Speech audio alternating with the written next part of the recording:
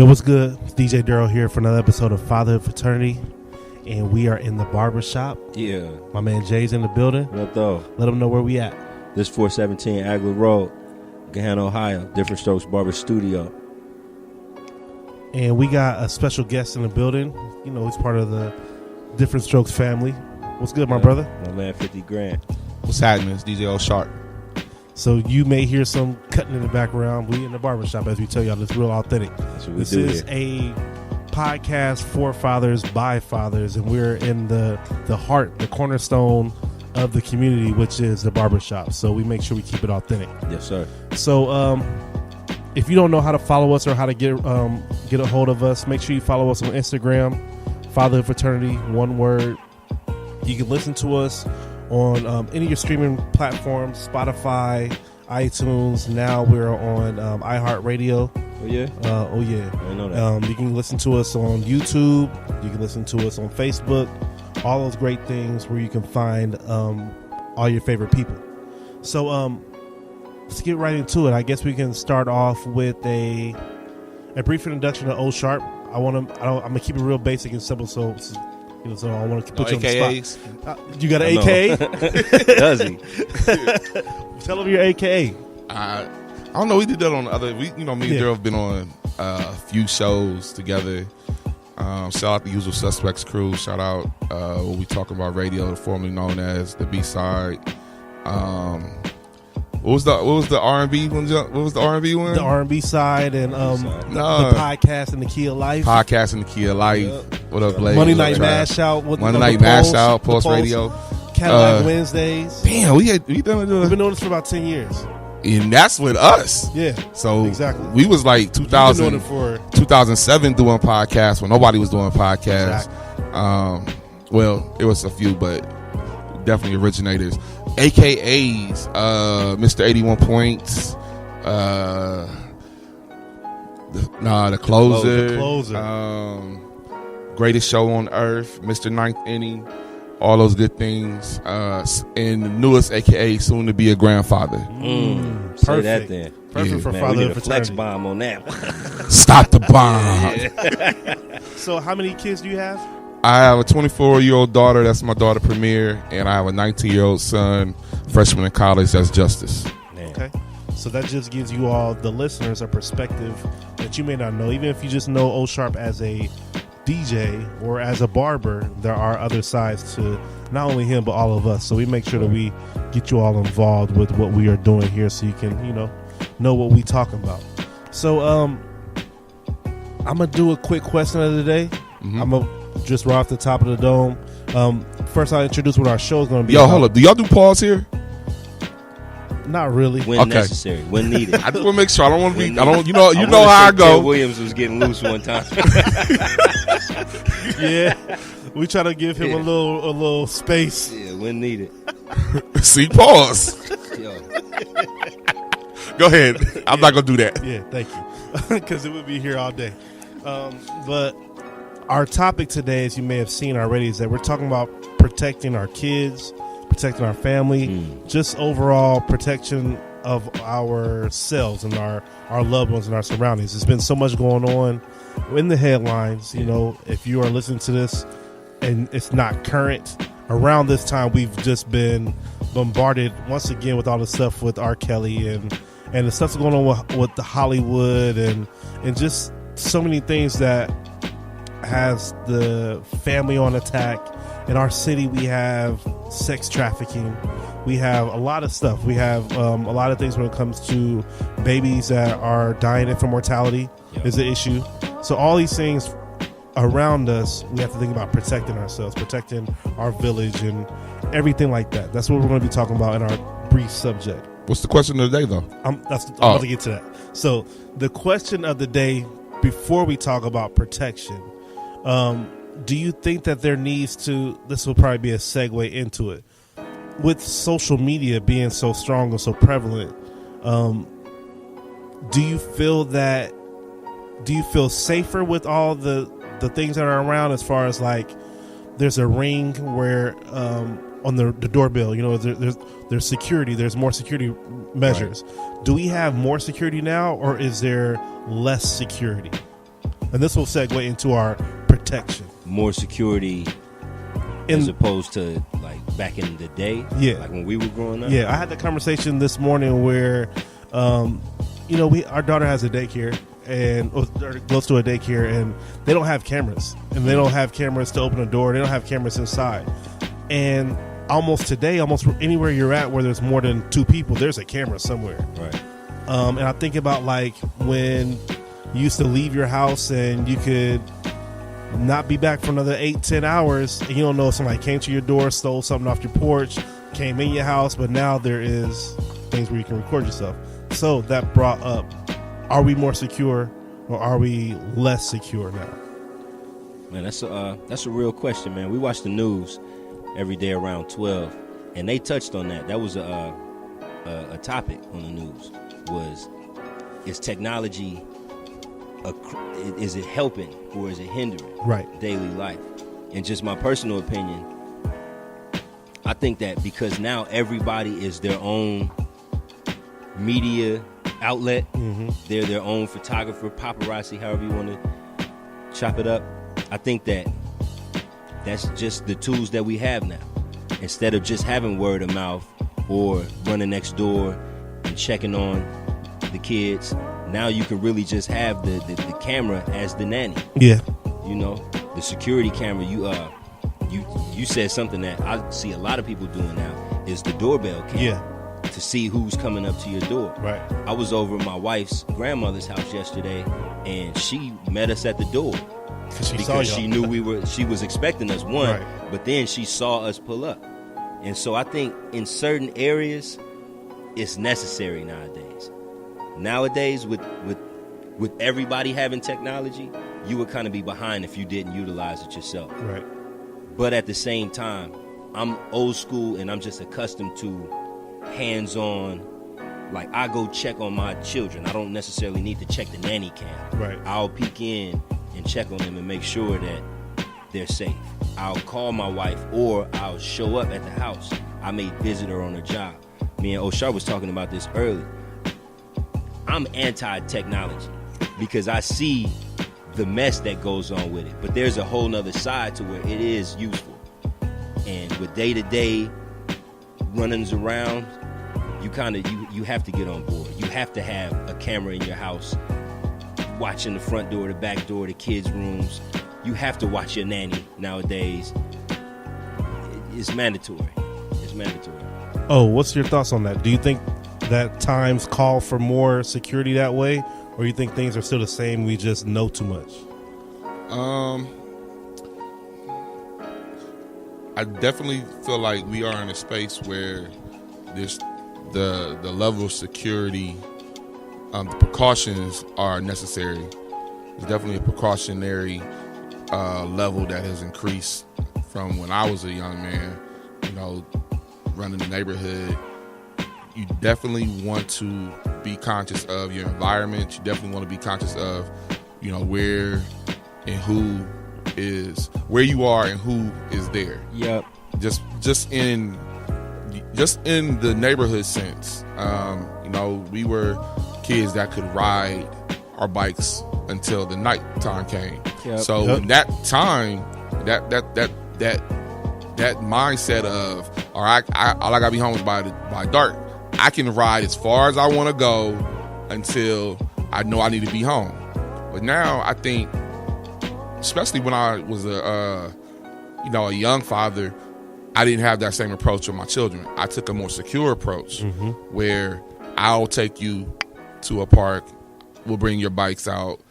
I can watch you ride around wherever, we ride together, whatever that was. It's not a time where I think you can just leave your children outside. No way. That's crazy because your kids are probably 10, 15 years younger than mine. I mean, younger than me. So it's like my generation, we still rode our bikes and dipped out and was back for supper or when the lights went down. And I just wonder when that stopped. I don't know if it necessarily. See, for me, it wasn't about what was going on with, because the new hot topic is predators. Yeah. I grew up in a time frame where just the interaction between people in the neighborhood might become volatile.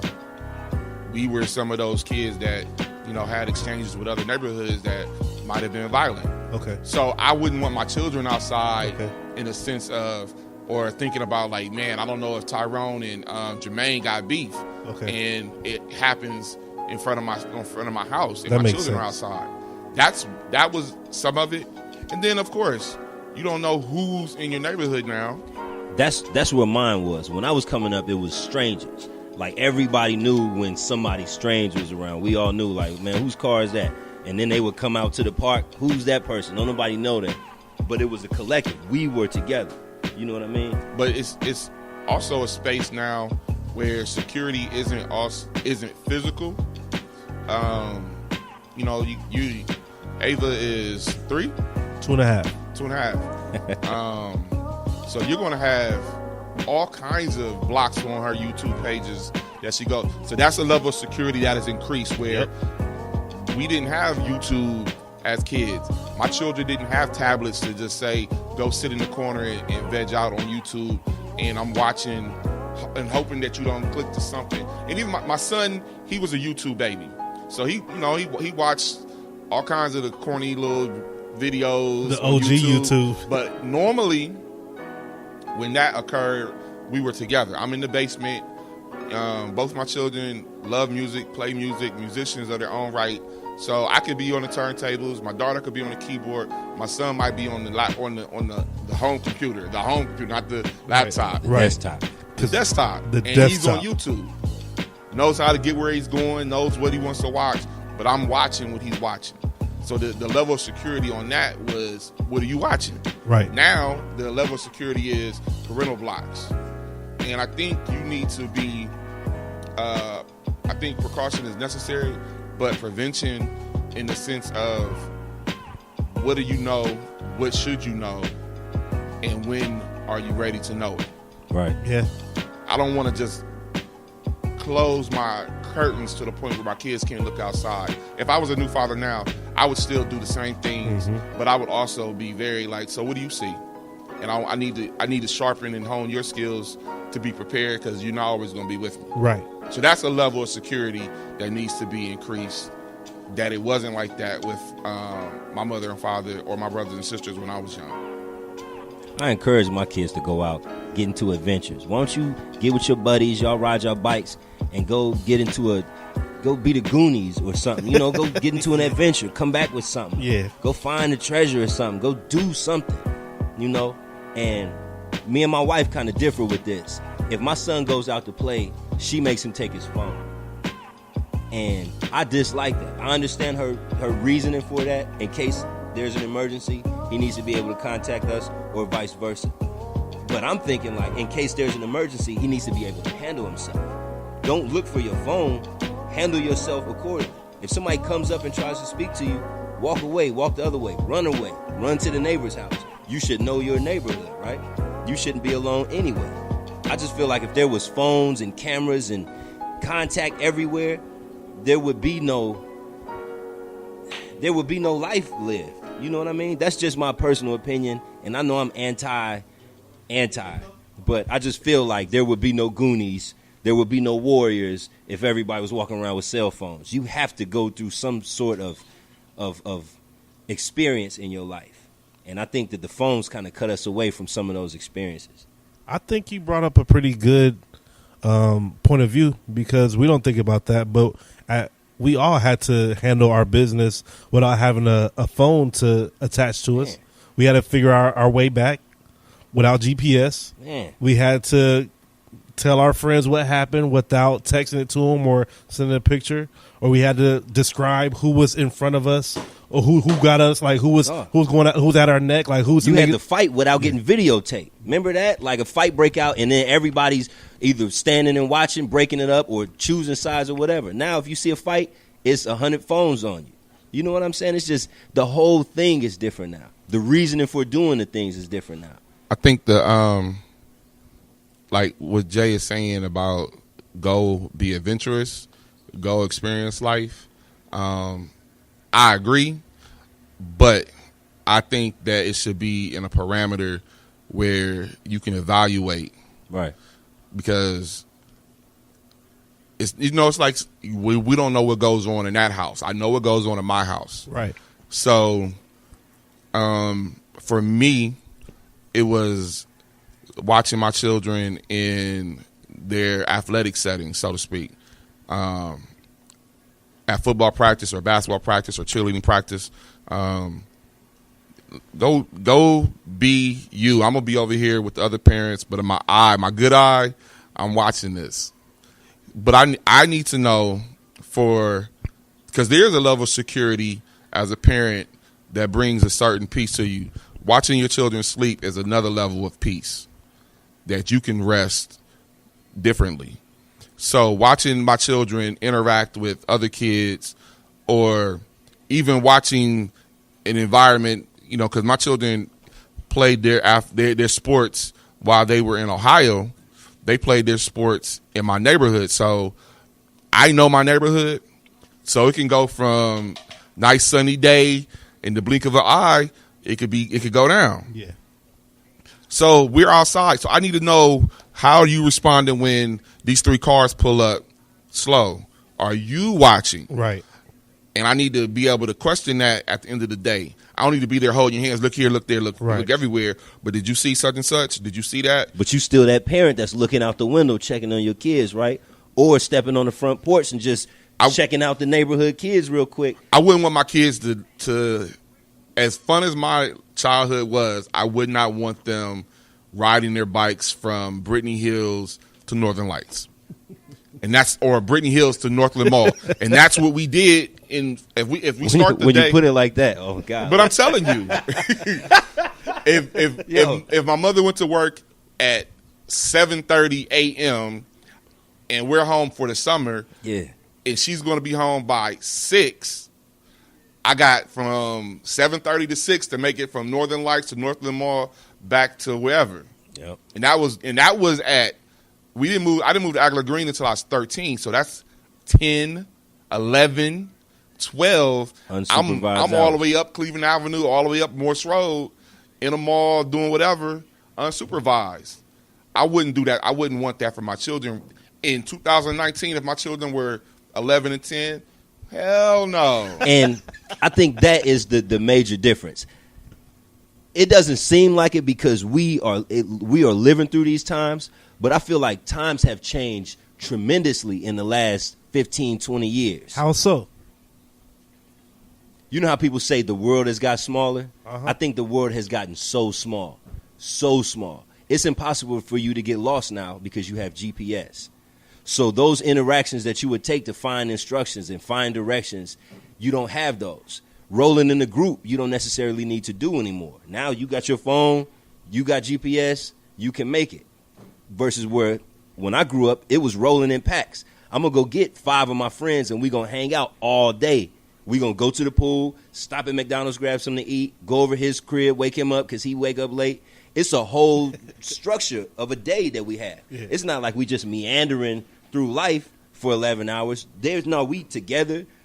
We was like the Goonies, man, for real. That's why I keep using it. Can you create that for your children?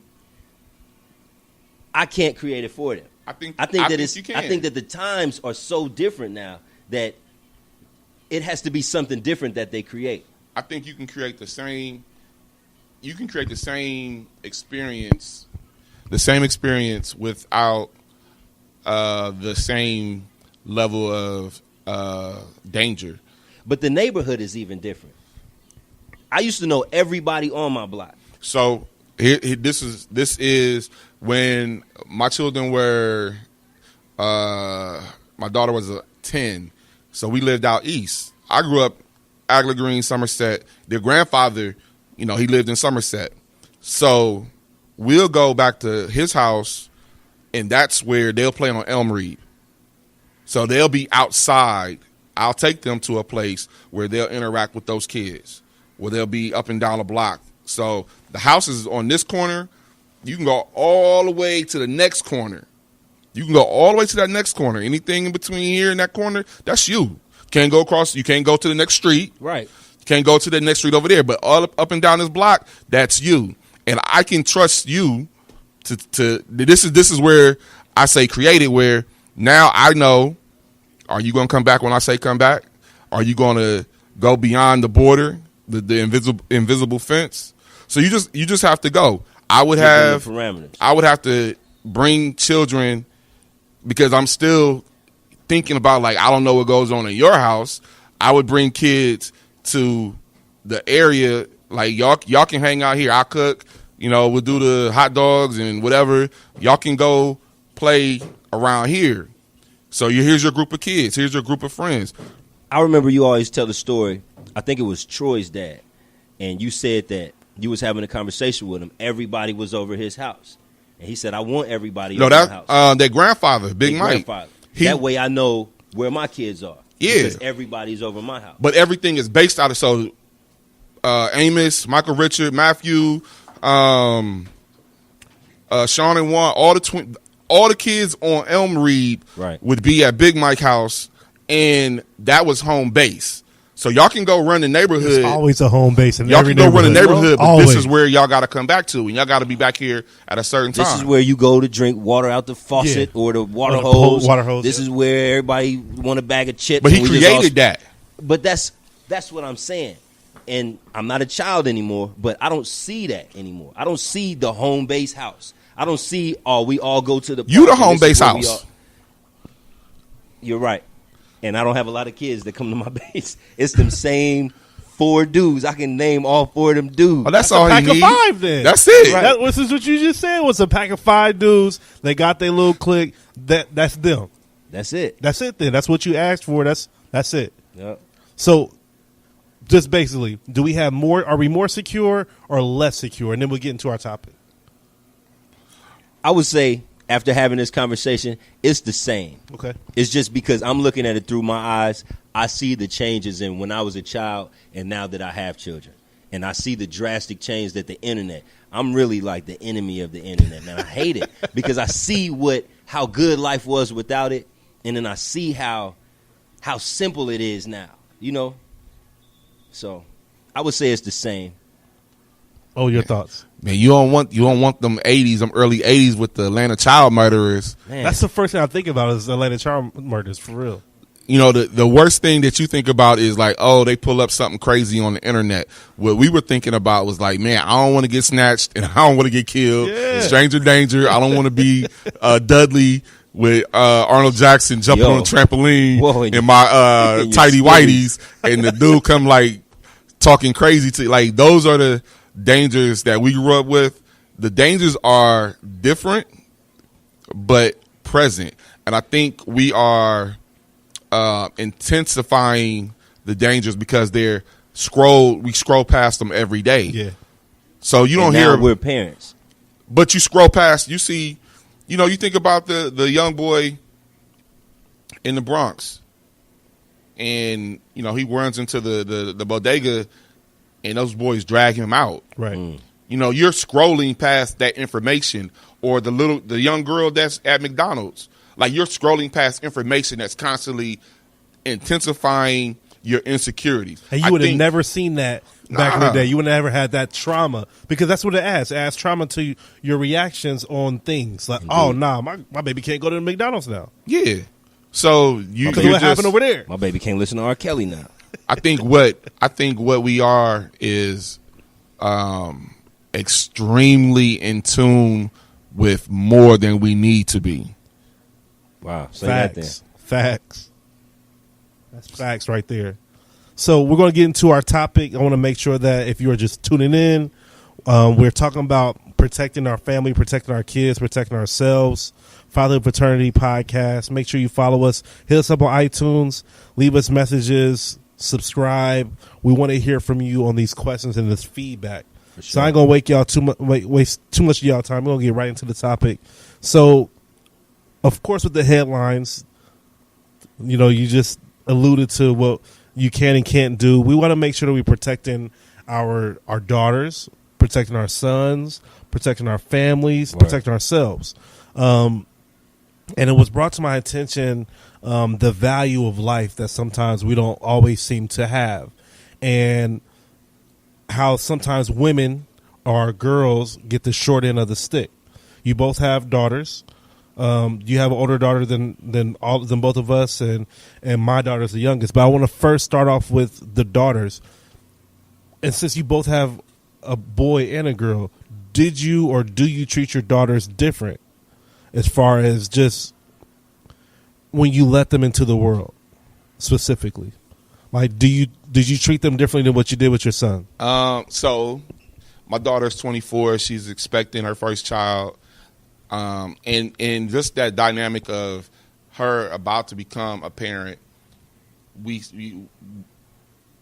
have a communication, a conversation that I'd never planned to have. I mean, just you can want your children you want to become a grandparent, but you never know what that conversation is going to sound like. Yeah, there's stuff in between that has to happen for you to become a grandparent. And I'm not, and I wasn't like, I'm probably different than most.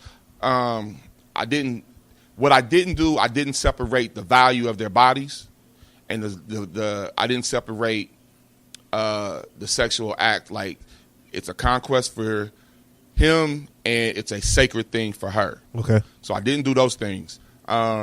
So recently, we had a conversation, and I had to ask her, like, you feel like I treated you any different than I've treated your brother?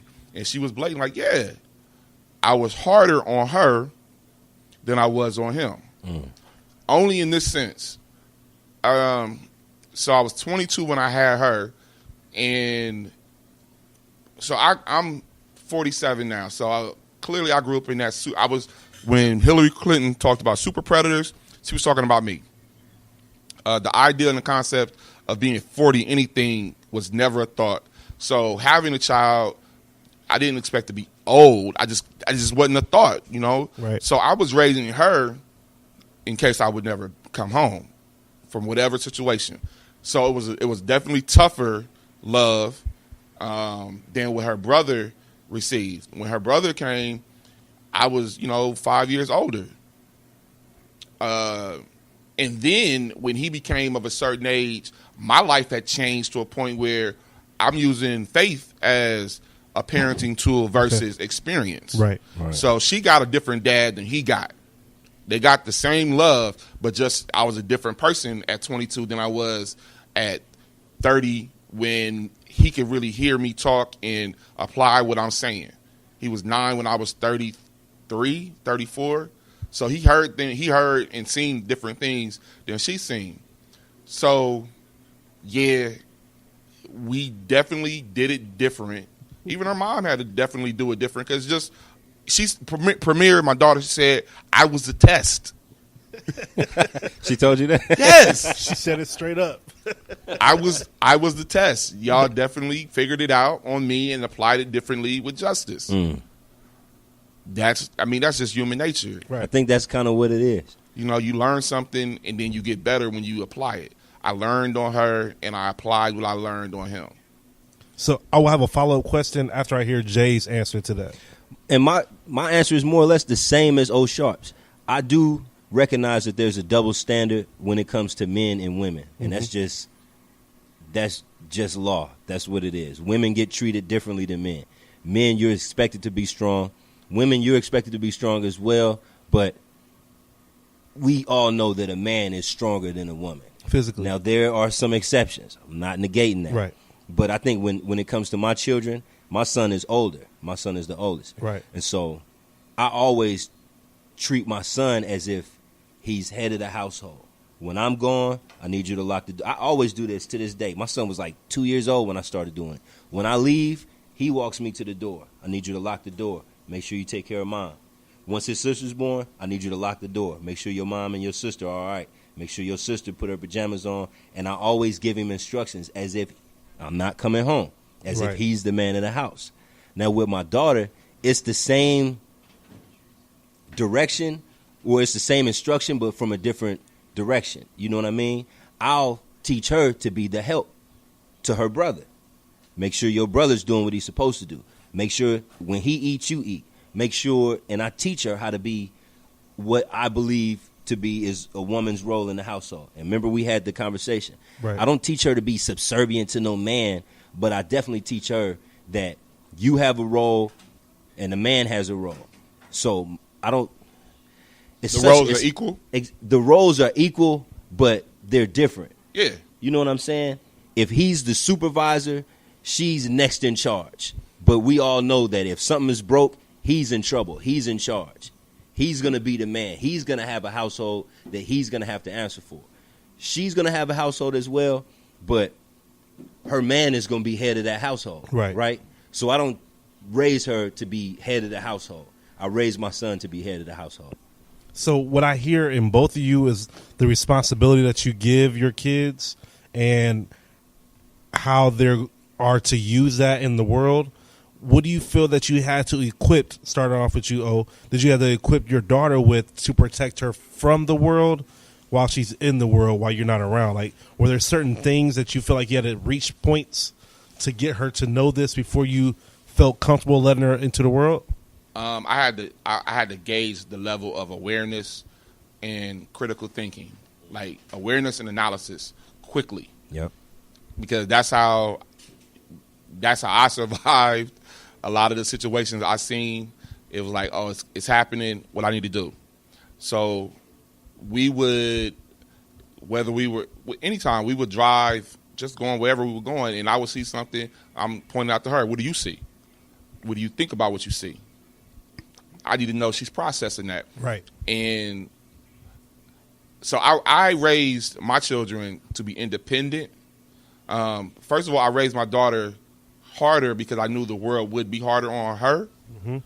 So that was part of a protection and Probably, preparation? and I apologize to it. I probably, in air quotes, I toughened her up because I didn't want her to be prey. And it makes so much sense, her being your oldest. You know what I mean? She's the older one, so you was giving her everything. She was the only one. Exactly. So just my experience with looking at how the world did women, that wasn't what was going to happen to her. So get ready. Right. Because if I'm not here to protect you, you need to be able to protect yourself. And then I apologize to her. I would never let her cry. And I think that's wrong. I wouldn't let my son cry. And I think that's wrong. I would say, fix your face. Fix your face. That's my one. Fix your face. You go to the bathroom, fix your face, come back here, and we talk about it. That sounds authentic. That sounds very authentic. That's definitely real. So, tighten up. Go cry in there. Yeah. Come out here and talk. But, I think I did, I told her I did the best I could do, knowing now it should have been some room to understand her emotions, to be able to understand your emotions in the world. We don't really do that with little girls or little boys. Right.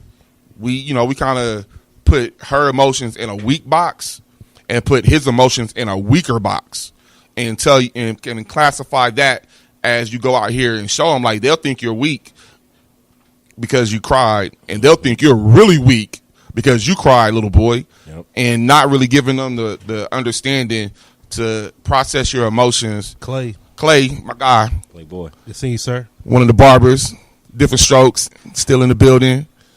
Go hug the family for us. 2 little girls, father of the fraternity. We will. Definitely. Hoops Academy. So giving them the understanding how to process their emotions was something I didn't do well because I hadn't learned how to do it myself.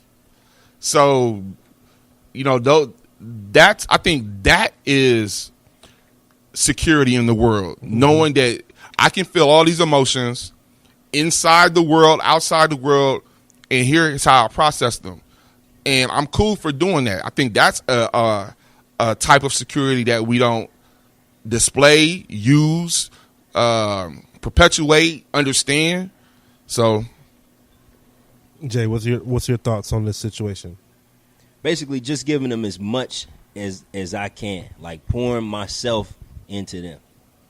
And this reminds me of the one conversation that we had a while ago. And it was basically like, I'm giving them all the culture that I can, all the knowledge and intelligence that I have. Right. And then, more or less, training them up in the way that they should go. Right. I'm giving them all the tools. I'm telling them all the pitfalls that I fell in or the things that I succeeded over. And then I'm expecting them to go further than I went. So, truth that there's a double standard, and it's for my own ignorance of me not knowing how to parent. Like, I'm freestyling. I don't know what I'm doing. I grew up with my mother, and then she sent me to live with my father. And so it was up to me to put both of them two lessons together and then try to make sense of it. So what I'm trying to do with my children is be as balanced as I can. So it's a blessing to me that I had a son first. So all of those isms that I got, right, I was able to get out with him. All of the issues that I had, I was able to get out with him. And then we had a baby girl. And so I was able to nurture like I had never been nurtured before. Right. How you were saying with Premier, you would make her go cry in the room and then come back and get yourself together. For me, I always make it a point to wipe Ruby's tears. Like if she's crying, I'll sit her on my lap, wipe her tears, let her finish crying, and then now the teaching comes in. And for me, that was major. I had to pat myself on the back. That's something we didn't grow up. I didn't grow up around that. Done that. I was the same way. When I'm crying, man up. My mother was in the military, and she was a drill sergeant. We don't have time, and it was just us, me and my mom. So we don't really have time to go backwards and talk about why you're sad and why you're hurting. I need you to not be hurting no more. I need you to not be, so we can move on. And so if I'd have taken that attitude into my parenting, I would be 10 years behind. Yeah. So I just recognize that it takes balance. You need to discipline your children, but you also need to nurture them. And nowadays, you may need to nurture a little more than you discipline. I think they got all of the structure that they need, but you need to understand emotionally what they're going through. You know? Do we feel that our women or our girls are protected in the world, not even just as fathers? Not even just as fathers, as us being black men and witnessing the stuff around us, are the women protected? If so, What do why? you mean, protected? Do we think that the women feel safe around us? Not you Like personally. in the house, or in the community. Outside, this outside of the house now. In the world, in the community. We're not speaking as black fathers. We're speaking as black men right now. Word. Are women protected in our community? I'm going to say no, because of the interactions that I see with a lot of people. Mm-hmm. I feel like women can do a better job protecting than most brothers can. I just think women can run a household nowadays better than most brothers can. Women are stronger than most brothers nowadays. Is that by choice or by force? I think that's just the way that society has turned us upside down. The house is upside down. I feel like the woman can do everything she needs to do, go out and work, come home and cook. I've seen my mother do it. My mother held it down. If I can give any praise to my mother that she hasn't already got, I would give it to her, man. My mother was like the real deal, and she did it all. She taught me how to play baseball, basketball, how to fight, how to be everything, how to be complete. You know what I mean? By herself. And so I think nowadays that's what the household looks like, is the strong female figure. Even the family, if you were to like pan out maybe 20, 30 years, like we all had a grandmother that was the rock in our patriarch. family. You know what I mean? Matriarch, yeah. And I think that was the beginning stages of what we have now, is that strong woman. A woman is, based on, if you compare it to modern times to back in the day, I just see strong women. So, you kind of voiced your opinion without saying it, but how do you feel? Do you feel that women are being protected? Do you think they are protected in this community? Nah, no. Are we failing them? Is it our responsibility to do that? Not just as black men, but just men, period? Yeah. I think we have a responsibility. So here, let me give you the disclaimer. Okay. So the Bible is my guide. Okay. So I understand the roles as equal, but in an order. Right. You know, so I know the Trinity in its actuality and understand it and its equality. So it's an example of how men and women operate. Nobody has more power, but everybody has a role that is important to play. Correct. Now, I think that there's an imbalance in understanding of those roles, a value that is lost in understanding those roles on both sides. Yep. On both sides. So I don't think that we are doing a great job of understanding the value in women and the things that are that we need to be in tune with. I don't know if we are paying enough attention to ourselves and our communication with them. Yeah. I don't know if we're paying enough attention with our communication around them. I'm going to speak to some young boys at St. Charles tomorrow, and one of the things, the primary thing we're going to talk about is the looking at women as objects. Conquest. Not even a conquest, just seeing them only for these things. Okay. And not understanding the magnitude of womanhood in my own, in the best way that I can do it, in all the flaws. I'm going to be very transparent. So we don't, I don't think that sometimes we do things we don't even know that we're doing. A lot of times.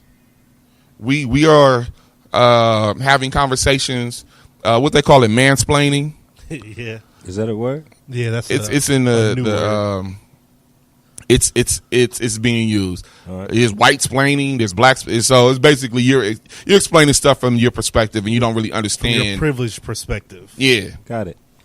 So here's something that we have conversations that are only about their bodies, as if there's not anything else to think about a woman.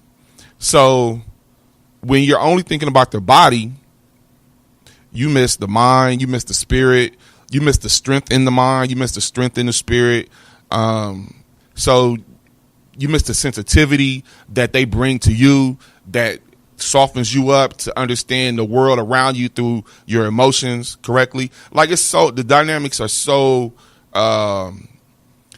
confused right now, or skewed, so to speak, that we aren't doing a job of paying attention to what being on our post. And I think there's some things about women that they miss in us, that the communication is off. Yeah. So you're communicating from a space where you're missing some things that I'm dealing with. I'm communicating from a space that I'm missing some things that you're dealing with. So the things that you need from me, you might not be getting, and the things that I need from you, I might not be getting. And I don't even know what I need from myself to be able to explain to you what you can do to help me become what I need to be, or who I will be. Right. Or who we can be as a unit. Yep. That's where it's so deeper than just saying men are, the softer term, men are dogs, or we not here to help, or we're not here to protect.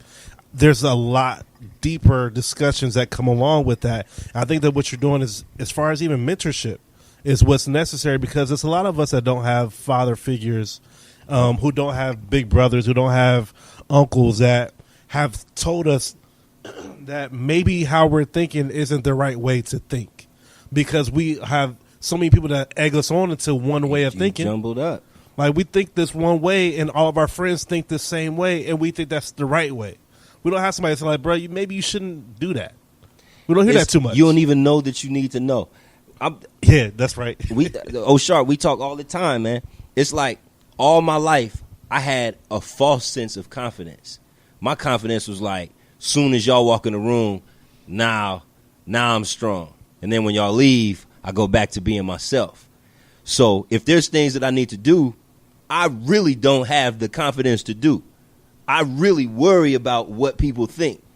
But because it's normal to front and act like I'm good, I'm good. I'm all right. Psh, I don't even want to rap. You know what I'm saying? I don't even want to play basketball. I don't want to be on the team or whatever the case may be. But the truth is, I don't know if I'm good enough to be on the team. I don't know if I'm good enough to be an MC. It's simple things, but they come from a deeper issue. Yep.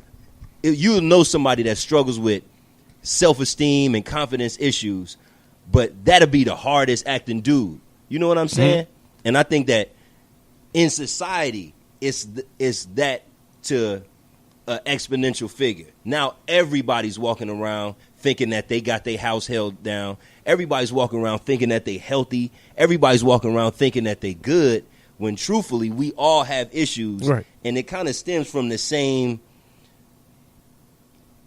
psychological aspects that we all come from. You know what I mean? We started this off talking about the neighborhood and about protecting your children. And we are the unprotected children from the last generation. You know what I'm saying? And so we're bringing those to our children. And the best thing to do, DJ Durrell, we always come with it, is to talk about it. And this is kind of what the platform is. And I appreciate doing this show for that reason, because I always ride home with something else to think about. Yeah. As we talking about it now, and as you saying that about them St. Charles brothers, I just wanted to say that in the open. Like, I struggle with things every day, and that kind of shapes my character. That is my personality, is that I don't give a fuck, whatever. Right. But truly, I do. That's the reason why I don't. I'm so extra because I sometimes feel like I'm not enough, right? Mm-hmm. And that's the put on that I put on. And that's my bad. But like, quickly, that's how our youth has never matured at sometimes, You know? and we need that mentorship. So my bad. I think that level of transparency that was shared right there is what's needed going into relationships of all types. You know, knowing that I'm insufficient, I'm deficient in certain areas, but understanding that most people, if not all, are doing. What Kanye said it, and I will quote Kanye. We all insecure. I'm just the first to admit it. Word. So when you can admit your insecurities, and she can admit her insecurities, that is that's the security. That is the light post. Say, oh, I need to be conscious of that. Yep. So if the sister is telling you this A, B, and C affects me spiritually, mentally, physically, those are things that you should be on guard for her, and not necessarily blocking out, being on post. Not necessarily say, I'm gonna protect you from anybody else, because sometimes we are the victimizer. Right there. Let me pour into that lack. Let me pour into that deficiency with words, with words of affirmation, with actions that show these things are valuable. These things matter to me, and we can grow past those levels to higher levels. But being transparent in your own self, saying, hey, sister, hey, shawty, I deal with these things like this. Man. And so she understands you saying, all right, my king, my whatever, how you want to call it, let me tend to that. Because, the biggest misconception is, we cursing in this show? Yeah, he said that for feed me and fuck me, and that's enough. Right. It's not enough. It ain't. It's not enough. But being open to like, here's what I need, and understanding what you need and sharing it with her. Her being able to explain what she needs and sharing it with you. Because all sisters don't have the same brokenness. All brothers don't have the same brokenness. But your brokenness is specific. And being able to say, hey, I'm not perpetuating the things that were taught to me on purpose. I'm not trying to do these things. These are things that I'm working on. I want to be transparent. Like, communication ain't my biggest thing. Or you gotta say that. You gotta be able to say that. Yeah, or attentiveness, or my eye for detail isn't like, like sometimes women want you to be able to pinpoint certain things in moments when you're like, "Why that just went over my head?" Right. That's not my strength. Yep. These are my weak points, but I'm here to work on them with you. Yep. Those are communications that need to be had that both people, because I don't like the idea it's my job only. Mm-hmm. Nah, if we are in a space where, you know, women are powerful too, girl power, right? Then here's the actual job I ask of you. You know, the actual job isn't, you know, provide the money and the shelter and the clothing. That's the normal job. Right. It's like brushing your teeth. Yeah. Yep. The specific job is, I recognize that in you, and I'm willing to help you work on that because you recognize something in me, and I hope that you're willing to help me work on that so we can grow together to another level and do the other work and then the other work, because it's constant. Right. And that's maturity. That takes a lot of growth, maturity, and self-awareness. Self-awareness is one of the hardest things to have. And I think that will allow us to grow within our families. And when it comes to protection, I did want to speak on how we protect our families, our households, and ourselves, because we can't be fathers if we aren't here to father our families and our kids.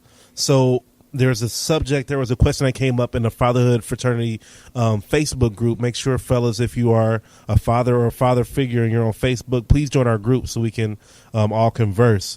But the topic of, do you feel it's necessary to have a gun in your household? Do you feel it's necessary to have other weapons, or just period, a gun, came up. And I wanted to ask that to you all, not saying that there's a right or wrong answer, just your opinion so it can be discussed. As I think about the comment that I just made, that's the reason why I have so many guns. You know what I mean? Because I'm powerless against so many things. So just personally, I believe I have guns in the house, and I educate my family about them. We know that this ain't for play. This ain't for sure, for show. This is for, in case I'm not strong enough to physically protect. Right. In case I need help, and help ain't close. Help is on the way. Help is under the bed. Right. You know. So I have firearms in case I'm not strong enough to protect my family. Oh, what's your thoughts on this? Man, I probably grew up very anti-gun, and no details needed. Just guns have been a part of my life in different ways that have put me off from guns. Transparent moment. So I grew up with temper. Like, my temper was one of the things that I had to deal with. So I was more scared of myself with a gun than someone else with a gun. Self-awareness.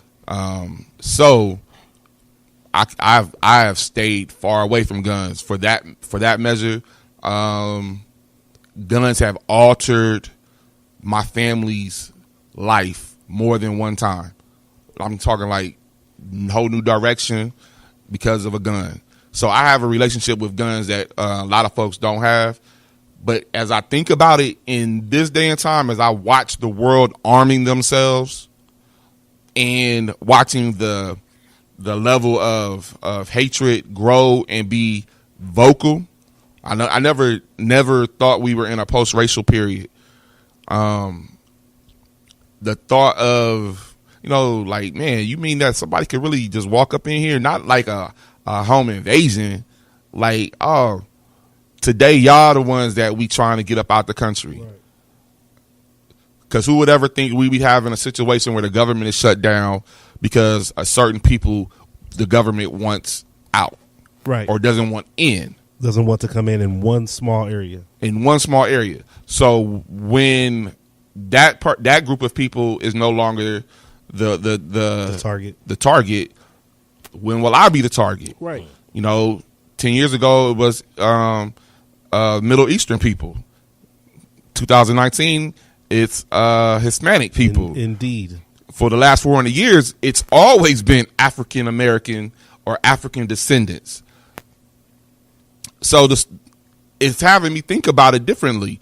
Like, all right, you need to get that thing together because you might need to be able to protect yourself, not from anything that looks like you.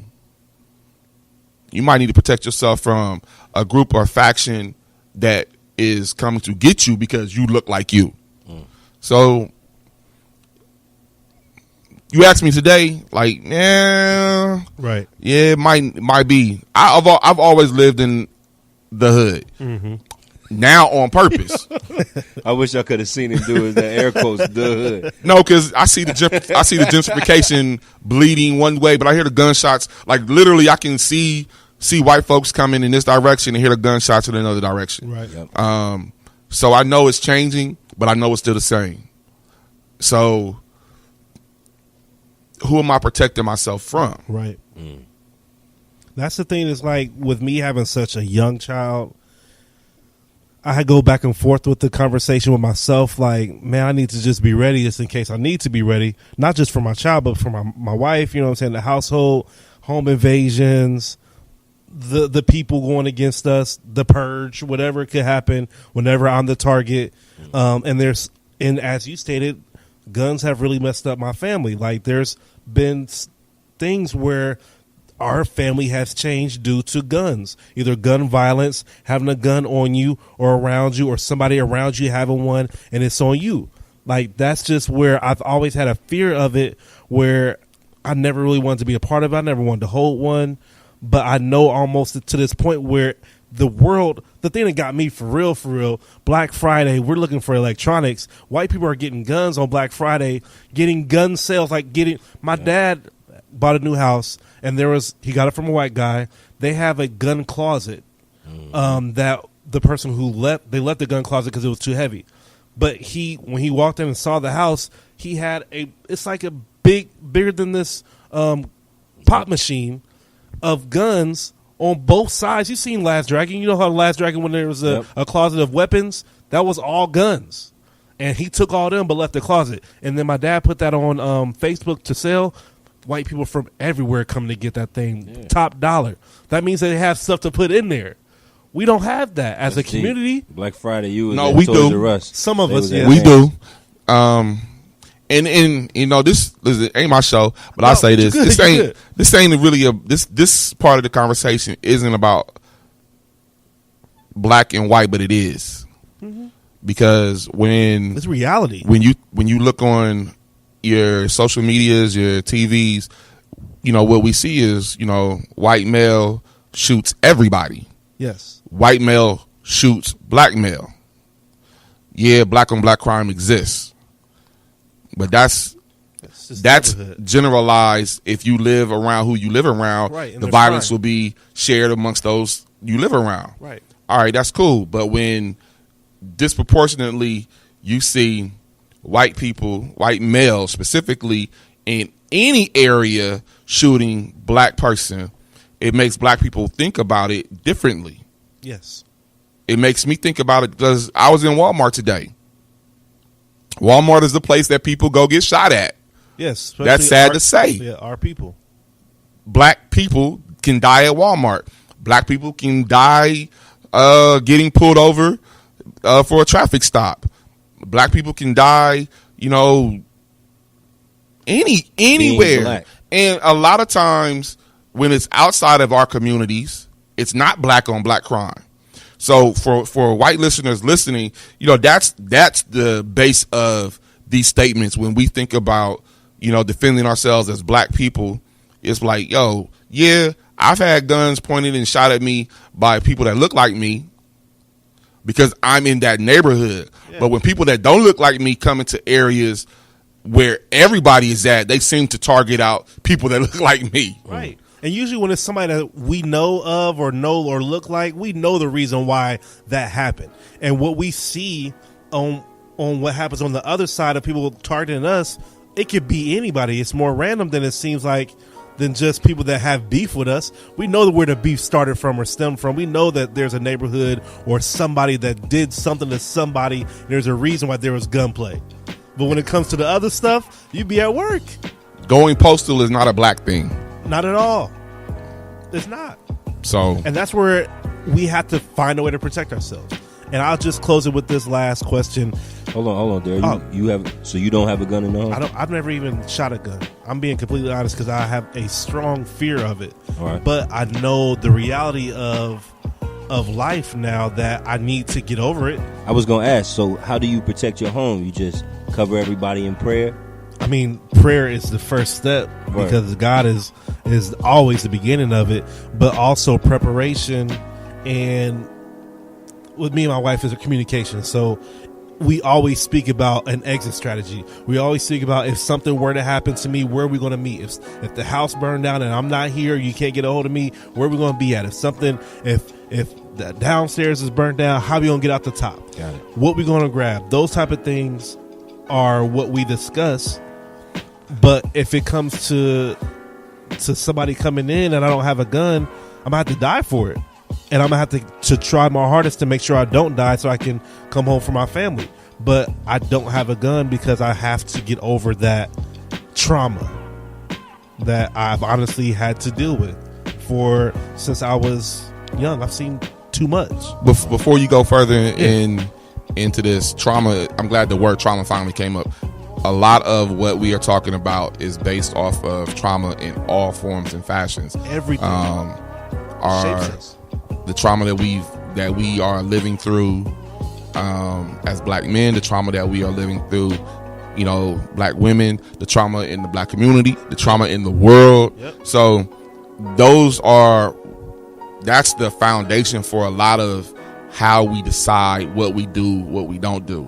And shout out to Kimberly Braswell. Once you start to deal with your trauma, then you can actually make decisions that aren't based off of trauma. What's that look like? That was a conversation me and her had Saturday night. What would your life be if you weren't living off of your trauma? Who could you be? I can't imagine. Man. I can't imagine. I can't imagine what my life She would posed be like. that question to me and was like, what do you think you would do? Where would you be right now if trauma wasn't the foundation that you went out into the world from? Because we all are standing on our trauma. Yes. Some people are how we treat people, how we act, yeah. how we react, how we're defensive, how we even bring up our kids is mostly due to us being post-traumatic on certain things. Word. Not even post. Currently traumatic. Some of that stuff is still perpetuated and still currently happening. Amen. Getting triggered every day. When do we even think about that? We don't even consider that. We don't consider that as people that we are traumatized. We don't consider that. That's that now, and that is, for me, I try to remind myself we all doing the best we can. So that's my before I go off on you because you did he's doing the best he can with whatever he's gone through, whatever she's gone through. Yeah. And I don't know, what it looks like for everybody to deal with their trauma. But that's a whole nother conversation about mental health. Yes. Jesus. Man. I mean, I don't really want to. We're not going to dive into that because we have to have a full another show on that. But the protection side of it, a lot of what we try to protect our families from is due to the trauma that we've had to deal with. And we, as a unit, as men, have to try to protect our family. I'm not even going to go too much further. We're just going to close it. We have really had a lot of experiences, and we have to figure out how to translate those experiences and be able to sometimes see it from a third party so that we don't continue to perpetuate these things and how we have experienced these things. Because the way we have experienced it and how we translate that is how we're seeing the world. I will view people differently on the traumatic experiences I've had. And that's why sometimes we treat our women this way. Because maybe we had a traumatic experience with the first girl we dated, or a traumatic experience with our mothers or our aunts. Our father treated our mother. Right, and then we don't know how to translate that. So all we doing is mimicking these things, and we compile that, and then we tell our friends that that's how you're supposed to be acting. And then we see all these rappers, we see the TV, we see the social media that brings more trauma and more. Because I feel like we are missing something. Because we're talking about protecting other people. We never once mentioned protecting yourself. because I think it starts mentally, and that's where I said I was about to veer into that. Well, even I had a lot of stuff to say, but I don't want to keep y'all too long. I was going to talk about like how do you train your family. This is a deep topic, dude. This should be like a to be continued. Like, there's so many ways to protect. Man, so we'll take Instagram for example. Instagram can be the best tool or the worst weapon against you. Mm-hmm. You got to follow what you're looking at. You have to guard, how far you're going and what you're looking at. To protect your eyes too. On Instagram, so to speak, because I think that can change your perception of the world. Yep. And specific, since you asked about, protecting the black woman, I think we have a distorted version of beauty based off our constant intake of what has been streamed and deemed beautiful. Yep. So we're expecting that thing to walk through our doors, and what we lay next to, and how they treat us, and there's never for a man, there's never the stream of the timeline's not full of how do you talk to your woman, it's always big booties, big titties, whatnot. Yep. And guilty of it as all are. I do my best not to follow certain people. I don't like to follow women because sometimes I don't think that they do the best job at what they share in form of physical display. Facts. Because everybody wants a little attention. Yeah. Everybody would like a lot of attention. Yep. So sometimes you see something and you're like, oh, why she do that? But you ain't stop looking. So the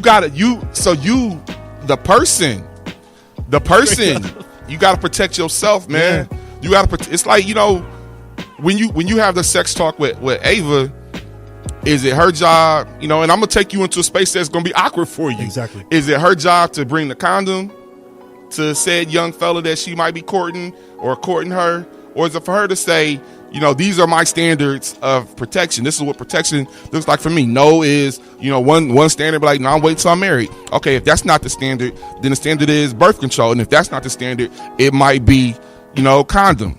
So as much as he should be thinking about it, she got to think about protecting herself. Yep. Men have to think about protecting themselves. We teach that to boys, but I don't think we teach that on all the levels.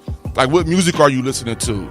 What are you watching on TV? What conversations are you having? Protect your ears, your eyes. So protect the words that you share. Your health. So you got to protect all of that primarily. That's the protection you control first. Yeah. So once you learn how to do that, then you learn how to protect other people, because it's like an airplane. What do they tell you? In case of emergency, put these things on you before you worry about those things on the other passenger. Right. So you have to protect yourself. And that is a conversation as fathers. Yes. We have to have with our children of both sex, of both genders. Right. And that is something that we have to deal with first. Like, what does that look like for myself? What does that look like for me as a man? Not as a father, not as a husband, but as a man. Because there's so many things attacking me individually. As many things that are attacking you, sister, they're attacking me too. Right. As many things that are attacking the family, they're attacking me too. And that's a conversation had with self before it's had with her or with child. That's real talk, because you got to protect yourself.